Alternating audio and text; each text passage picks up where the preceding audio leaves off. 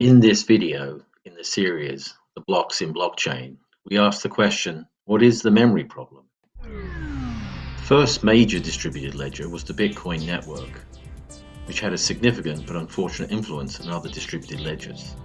Although people could transact with each other without an intermediary on a shared blockchain, where everyone has their own copy of the blockchain, there is a flaw, as I'll explain.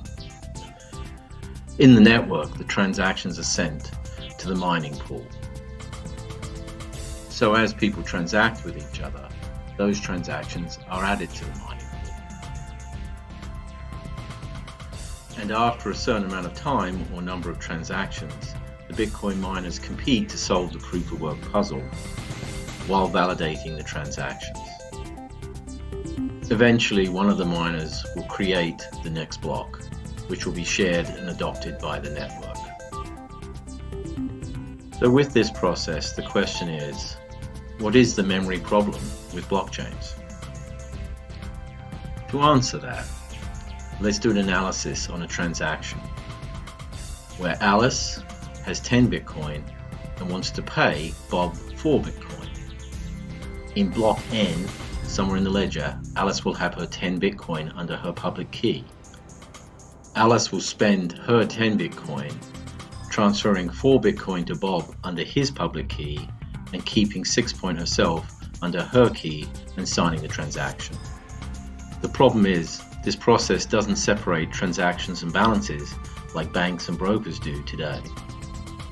Also, Alice's block could be anywhere in the ledger from January 2009 when Bitcoin started until today. So this then requires every network participant to keep a copy of the entire ever-expanding ledger, as none of it can be archived. So our conclusions are, combining transactions and balances in a blockchain prevents any of the ledger from being archived. These types of ledgers will become slower, more unwieldy over time, and ultimately unsustainable. And unfortunately, these Bitcoin ledger trades have been replicated in all the major publicized blockchain and distributed ledger solutions.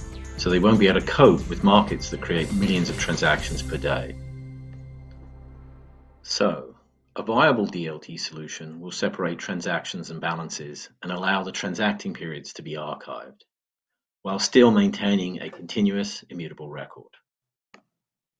If you're interested in a viable DLT solution or want to contact us, go to l4score.com. Thank you.